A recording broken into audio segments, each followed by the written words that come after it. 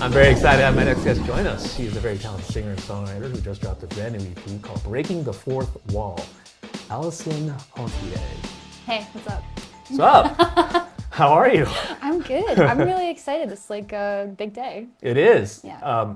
First of all, I want to make sure I properly pronounced your last name. Thank you. Ponthier. Yeah, Ponthier. Ponthier. Yeah, thank you Okay. for asking. A lot right. of people do not ask, and I get it. It's like a hard Sure. thing, I know so. you're from Texas as well, so Yeah. sometimes being indigenous to the South, they say, nope, it's pronounced Ponthier. Yeah, it's Ponthier is what a lot of people say. But Was yeah, it like that growing up? absolutely. People call me Allison Panther. People call me Allison. Ooh. Ponthier is a really common one. I don't expect anyone to know how to say my last name. If like a fan came up to me and they said anything, I'd be like, "Thank you so much." But it's really nice when people learn it. So thank you. You know, now you let the cat out of the bag. People are going to start calling you Allison Panther. Which would be sick. I'm not gonna lie, that would be sick. That would be awesome. That would be like your ghostwriter name or something. Absolutely. And thank you for revealing that. Did to you everyone. embody that as a kid? I think that when I was a kid, I like thought about a lot of things. I thought about like a cool nickname I could have, Yeah. and I tried Allie in like 7th grade, and no one did it. So maybe this is my time. Why didn't anybody pick that? Because that seems like such an easy, My sisters call me happy-go-lucky. that, but no, I like wore black nail polish and like shopped at Hot Topic for the first time, and I was like, this is my year to be Allie, and it like never happened. But yeah. Is that when you discovered Paramore and My Yes. Chemical Romance? Yeah, I'm like a huge Paramore fan. I love Paramore. Yeah, actually, that's completely accurate. I did my research. Thank you. What was it about emo music at that time that embodied your, I guess, your mindset? I was really shy. I definitely struggled with speaking up and my own identity. And Hayley Williams was the first person I had ever like seen that embodied that I'm gonna do me. I'm gonna do what I want. She also comes from Nashville, which I thought was really cool. I just loved that she was an example of a really strong woman that was still a young woman and did her own thing. I mean, she's one of the best songwriters in the world and so confident. And I still love her so much, Hayley, if you're watching this. I love you. My mom calls her a firecracker. Yes. And she has obviously the flaming red hair back in the Yeah. day, and you've got the I'm flaming. biased, yeah. You've got the flaming red hair as well. So I'm sure that was also a connection. She means a lot to me. And I think that that combination of, I mean, you can tell country music has really influenced her music as well as like singing in church and things like that, which are all things that really influenced me growing up. But she has her totally like to herself own style, and yeah, I would die for her if she asked. So Would your Allison Panther alter ego be in an emo band? sure, yeah, of course. I Allie love Panther, I should a say. lot of different kinds of music, and I don't know. I do feel like one day I do want to have like a punk band or make kind of like, you know, when a reality TV star starts making pop music, that kind of music. I love what I do, but I do love so many different kinds of music. It sounds like that random reveal 25 years later of Mariah Carey fronting an alternative band. I'm gonna rebrand super hard. You're not even gonna recognize me. Well, I think we will, because look at the fit today. Oh, thank you. I love it. Thanks. It's very representative of what we're talking about right now. Thank you. And is this something that you kind of hold on to carry on that passion? Yeah, I love expressing myself through clothes. I love expressing myself through all kinds of visual things, which is why my project is like a very visual project. But in terms of what I wear on stage and what I've been wearing a lot, I love wearing like Western clothes. I love, well, one, it's just comfortable. I love like a little button-up shirt. But yeah, it's really important to me that part of the storytelling is also how I dress. And I do come from Texas, and I did grow up, you know, like I worked on like a goat farm for a little bit, and I was around horses a lot. It's important to me that I bring a little bit of who I was back then to who I am now, and combine it into what I wear on stage. You built such a community with your music, and now Thank you. with this new EP. What are you talking about with breaking the fourth wall here? Yeah, so I'm glad you asked. The first record is like a singer-songwriter album. That was basically my introduction to the world. So it's cowboy, it's me discussing the fact that I am a queer artist, that I have social anxiety. It's basically me like introducing myself to everyone. Then the next record, that record is really a big critique on myself. Autopilot's about how I can't drive. Hardcore is about how I'm like considered too sensitive sometimes. So that's kind of me zooming out a little bit more and having more nuance on who I am. And then Breaking the Fourth Wall is my first record about other people. I like didn't really write about other people. I didn't really write love songs or anything like that. So I imagine the 3 EP story being a coming of age story, and every record is zoomed out a little bit more and a little bit more perspective and a little bit more growth. Because yeah, I thought I was just gonna write songs on just guitar, and all the songs were just gonna be about identity, and I was never gonna grow and change. And every time I thought I was done was when I put out a new EP. So yeah. Well, you were on a roll for a couple of years in a row there, right? Yeah. You had 2 years where you released new material, and then I think 2023 is when you kind of stepped back.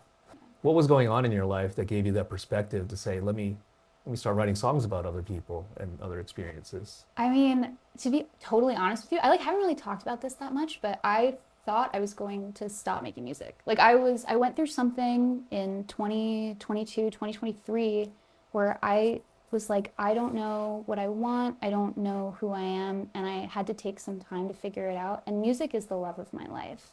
I never want to stop making it. This is my dream, and every day I'm really grateful that I get to do it. But I just was having like bad brain, and also I was just going through some things where I was like, I think I need to change some things around me to do this long term. And yeah, and I did. I made a lot of changes. I like reworked a lot of things in my life, reworked a lot of things in my music, and I feel like I'm really grateful I took that time because I want to do this forever. I want to do it till I'm like way too old to be doing it, and people are like, okay, maybe she should stop.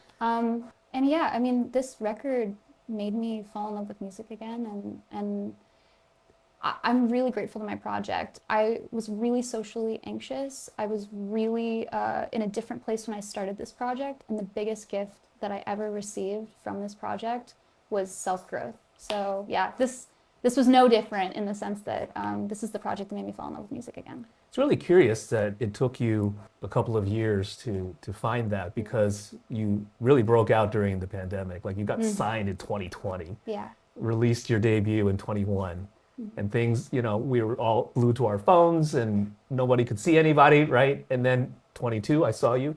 Yeah. You were out Thanks. and performing and things, but it was still kind of like, you know, on the come up, and it wasn't as before. Yeah. And so was it the pressures of the industry, because of the whole expectations, like TikTok made things that more pressurized in a way for artists? I don't think it was anything like that. I think it's just this job is a lot of different things in one. And I think it's really important that you make sure that you talk to yourself in like a positive way while you're making it. I love my first 2 records. Like I wouldn't change anything about them. I think though that like after the second record, I realized that the way that I talk to myself and like the fake rules that I set up for myself about what's good, what's bad, how I make things are just made up. There's no right way to make a song. There's no right way to make a record. There's no right or wrong anything in music. And so for me, I think it was just unlearning a lot of the rigid rules that I put in my head, and honestly just like pressure. Like music is amazing. It saved my life many, many times over. And I don't know, it shouldn't be something where I feel like I have to create a checklist or I have to measure up. Like music doesn't judge me, and I shouldn't judge my music so harshly. If I had like advice to give to an artist that is scared to put out music or feels like they're in a similar position, it's that you shouldn't change yourself to have a specific audience. A specific audience will find you and will love you for the music you make, or the way you make it. Right. So yeah, pressure's so real, and I love making videos. Like I do like making TikToks. I like interacting with people. But just pressure's real from every angle, whether it's online or just wanting to make something that means something to people. How do you handle that today?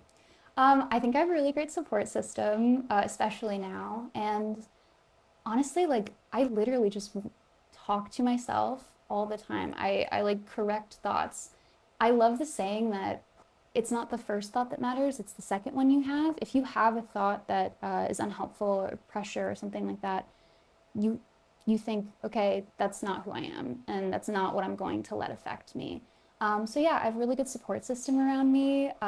Every time I think I've written every song I need to write, or every time I think I've like done everything that I have in me, I surprise myself, and I think anyone can do that. No one's done, no one's ever finished, no one's ever grown the most they can grow, and yeah, I'm really grateful that I keep learning that lesson every time I'm wrong. Yeah, yeah. There's no schedule for a musician, honestly. No, it's Right? it's all chaos, it's all made up, and I think that's the beauty of it, and where the discipline has to come in. It's amazing that there's no one thing that you have to do to be successful or one way to make a project, but also that's where you have to be kind to yourself and make your own boundaries. So yeah. Good on you for realizing Sorry for these like things. giving a speech about it, but No, but it's true. This is important. I want other people to know that when things seem like it's your time to give up, honestly, perseverance, the reason that a lot of people are successful, because there's so many incredible artists in the world, some of the best artists I've ever heard are not artists full time. And it's literally like you have to be just unkillable. You just like have to keep going, and that sounds so cliche, but it's true. Like even if it's just one little thing a day, but you're not stopping, it's important to do it. And if you're doing just like one tiny thing a day, in a year, you've done 365 tiny things, and you're so much further than you thought you would be. So yeah, Yeah. it's all a process. That is so cool to hear, because usually I would ask, all right, so what's the plan for the debut album? But Do my best. but yeah, yeah. like there's no timetable for that. But I'm sure that there are people asking, right? Yes. But you just released this EP, so I'm going to give you time and space for that. Well, I will say this. I have that like year that I took from not releasing things. I wrote a lot. People are like, oh my God, how was your break? I'm like, what break? Because I wasn't. I was writing so much. So I have many, many, many things that are basically like on their way. Okay. So yeah, I'm an overachiever. All right, that's great to hear. Yeah. I mean, I really enjoy your Thanks. music, and that's one of the things I would Thank you. hope that you would be able to share, is that I got something brewing in the future. Oh, I have a lot going on. And I also think that one thing I would really love to focus on in the future, as well as collaborating with other artists, I think community is really important. So yeah, I got some cool things coming, and I mean, I'm a songwriter. Like, that is who I am at the forefront. So I'm always writing. Anytime I have a break, I'm always writing. I'm on tour, I'm writing. I'm like, it's not just for my job, it's also for me. So yeah, trust that I have lots of songs. Yeah.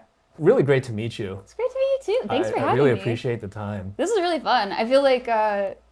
Just We talking could go to a on and on, friend. and this is a couch, so you could lay down and we could have a little bit of a longer session. Thanks again. Yeah, of course. Best of luck with everything. Thanks. This is so fun. Allison Ponthier, right? Ponthier, yeah. At Close, close. on B-sides.